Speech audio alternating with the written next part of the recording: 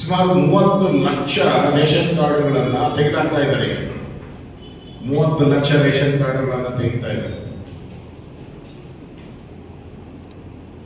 20 ಲಕ್ಷಕ್ಕೂ ಹೆಚ್ಚು ಪೆನ್ಷನ್ದಾರರ pension cut ಮಾಡಿದ್ದಾರೆ. ಮನೆ ಕುಸ್ತಿ ಅವರಿಗೆಲ್ಲ ಪೆನ್ಷನ್ ಕೊಡ್ತಾರಲ್ಲ, ಮೈಸೂರಲ್ಲಿ ಹೋಗಿದೆ ಅವರೆಲ್ಲ ಬೈಮಾನವರಿಗೆ 7 ತಿಂಗಳಿಂದ ಅವರಿಗೆ ಪೆನ್ಷನ್ ಕೊಟ್ಟಿಲ್ಲ. ರಾಜ್ಯವನ್ನ ರಾಷ್ಟ್ರವನ್ನ ಪ್ರತಿನಿಧಿಸ್ತಕ್ಕಂಥವ್ರಿಗೆ 7 ತಿಂಗಳಿಂದ ಅವರಿಗೆ ಹಣ ಕೊಟ್ಟಿಲ್ಲ. ಪೆನ್ಷನ್ ಗೌರವಧನ, ಪೆನ್ಷನ್ ಅಲ್ಲ, ಗೌರವಧನ ಕೊಟ್ಟಿಲ್ಲ ಅವರಿಗೆ.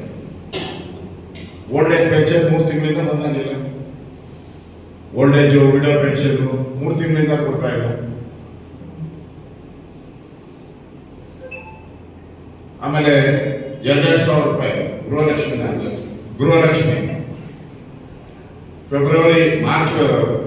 ಜನವರಿ ಫೆಬ್ರವರಿ ದುಡ್ಡೇ ಕೊಟ್ಟಿಲ್ಲ. 5,000 ಕೋಟಿ ಕೊಡಬೇಕು, ಕೊಟ್ಟೇ ಇಲ್ಲ. ನುಗ್ಗಾಕ್ ಕೊಟ್ಟಿದ್ದಾರೆ ಅದನ್ನು ಕಟ್ಟು. ಈಗ ಕರೆಂಟ್ ಕಟ್ಟು. ಈಗ ಎಲ್ಲ ಸಮೀಕ್ಷೆ ಮಾಡ್ತಾರಂತೆ. ಏನು ಈ ಗ್ಯಾರಂಟಿಗಳದು ಕೊಡೋಕೆ ಈಗ ಸಮೀಕ್ಷೆಗಳು ಶುರುವಾಗಿದೆ. ಹಂಗಾರೆ 3.5 ವರ್ಷ ಮಣ್ಣು ತಿಂತಾ ಇದ್ದೀರಾ? ಏನ್ ಮಣ್ಣು ತಿಂತಾ ಇದ್ದೀರಾ 3.5 ವರ್ಷ? ನೀವು ಮ್ಯಾನುಫ್ಯಾಕ್ಚರ್ದಲ್ಲಿ ಏನ್ ಮಾಡಿದ್ದೀರಾ? ಎಲ್ಲರಿಗೂ ಗೃಹಲಕ್ಷ್ಮಿ, ಮನೆಯಲ್ಲೇ ಒಬ್ಬರಿಗೆ ಎಲ್ಲರಿಗೂ ಗೃಹಲಕ್ಷ್ಮಿ. ಈಗೇನ್ ಹೇಳ್ತಾ ಇದ್ದೀರಾ? ನೀವು ಟ್ಯಾಕ್ಸ್ ಕಟ್ಟಿದ್ರೆ ಇಲ್ಲ. ಮ್ಯಾನಿಫೆಸ್ಟೋದಲ್ಲಿ ಹೇಳಿದ್ದೊಂದು, ಈಗ ಮಾಡ್ತಾ ಇರೋದೊಂದು. ಇದು ಬಹಳ ದಿನ ನಡೆಯಲ್ಲ. ಈಗಾಗಲೇ DK ಶಿವಕುಮಾರ್ ಅವರು, ನಿಮಗೂ ಗೊತ್ತಿದೆ,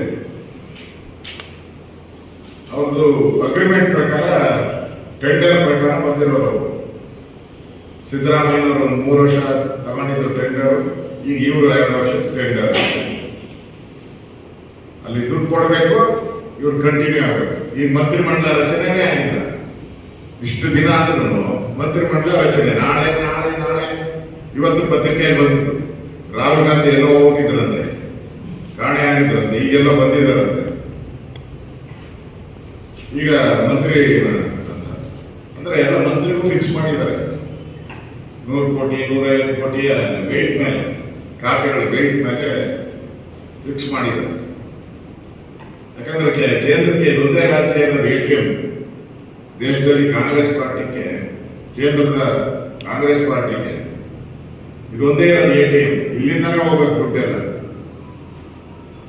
ಅಂದ್ರೆ ಈ ಸರ್ಕಾರ ಪಾಪರಾಗಿದೆ. ಫೈನಾನ್ಷಿಯಲಿ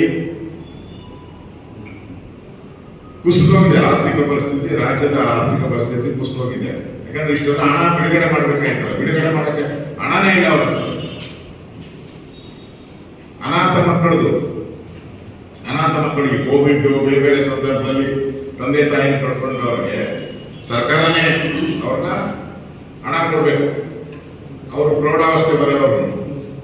ಅದು 78 ಕೋಟಿ ಕೊಟ್ಟಿಲ್ಲ. 32,000 ಜನಕ್ಕೆ ಅನಾಥ ಮಕ್ಕಳಿಗೆ 78 ಕೋಟಿ ಕೊಡಬೇಕು. 7 ತಿಂಗಳಿಂದ ಕೊಟ್ಟಿಲ್ಲ. ಅಂದ್ರೆ ದಿನನಿತ್ಯ ಊಟಕ್ಕೆ ಕೊಡೋದು. ಬೆಗ್ಗರ್ ಕಾಲೋನಿ, ಬೆಗ್ಗರ್ಸ್ 30 ಕೋಟಿ ಕೊಡ್ಬೇಕು ಬೆಗ್ಗರ್ಸ್ಗೆ. 6 ತಿಂಗಳಿಂದ ಕೊಟ್ಟಿಲ್ಲ ಬೆಗ್ಗರ್ಸ್ ಹಣ. ಜನಗಳ ಬೇರೆ ಕಲೆಕ್ಟ್ ಮಾಡಿದ್ದಾರೆ, ಸಸ್ ಮುಖಾಂತರ ದುಡ್ಡು ಕಲೆಕ್ಟ್ ಮಾಡ್ಬಿಟ್ಟಿದ್ದಾರೆ. ಇವರು ಸರ್ಕಾರ ಕಲೆಕ್ಟ್ ಮಾಡಿಕೊಂಡು ಅವರು ಕೊಡ್ತಾ ಇಲ್ಲ. ಯಾಕೆಂದ್ರೆ ಫೈನಾನ್ಸ್ ಡಿಪಾರ್ಟ್ಮೆಂಟ್ ಸತ್ತೋಗಿದೆ. ಫೈನಾನ್ಸ್ ಡಿಪಾರ್ಟ್ಮೆಂಟ್ ಹಣ ಇಲ್ಲ. ಒಂದು ರೀತಿ ಕಾಂಗ್ರೆಸ್ ಸರ್ಕಾರ ದಿವಾಳಿ ಕರ್ನಾಟಕವನ್ನ ದಿವಾಳಿಯ ಅಂಚಿಗೆ ತಂದು ನಿಲ್ಲಿಸಿದೆ. ಅದರಿಂದ ಈ ಬಜೆಟ್ ಅಲ್ಲೂ ಕೂಡ ಮೋಸ್ಟ್ಲಿ ಮುಂದೆ ಬಜೆಟ್ ಮಂಡನೆ ಮಾಡೋದ್ರಲ್ಲೂ 1 ಲಕ್ಷ ಕೋಟಿಗೂ ಹೆಚ್ಚು ಸಾಲ ಮಾಡ್ತಾರೆ. ಗದ್ದೆಗಳು ಒಣಗಿರುವಂಥದ್ದು, ಸದಾ ಹಸಿರಾಗಿರ್ತಕ್ಕಂಥ ಕಬ್ಬಿನ ಗದ್ದೆಗಳು ಒಣಗ್ತಾ ಇದೆ, ನೀರು ಬಿಟ್ಟಿಲ್ಲ. ಆದರೆ ಮುಖ್ಯಮಂತ್ರಿ DK ಶಿವಕುಮಾರ್ ಅವರು ಇನ್ನೂ ಇದ್ರ ಬಗ್ಗೆ ತಲೆನೇ ಕೆಡಿಸ್ಕೊಂಡಿಲ್ಲ. ಇದ್ರ ಬಗ್ಗೆ ಒಂದು ಸಭೆ ಮಾಡಿ ಸ್ಟೇಟ್ಮೆಂಟ್ ಮಾತ್ರ ಕೊಟ್ಬಿಟ್ರು. ಕಾಂಗ್ರೆಸ್ ಪಾರ್ಟಿಯ ಅವರ ಅಧ್ಯಕ್ಷರ ಸ್ವೇರಿಂಗ್ ಸೆರೆಮನಿಯಲ್ಲಿ ಕೇಂದ್ರ ಸರ್ಕಾರ 10,000 ಕೋಟಿ ಕೊಡಬೇಕು ಅಂತ. ಏನಕ್ಕೆ 10,000 ರೂಪಾಯಿ ಏನು ಕೊಡ್ಬೇಕು ನಿಮಗೆ? ಡಿಕ್ಲೇರ್ ಮಾಡಿದ್ದಾರೆ ಬರ ಅಂತ.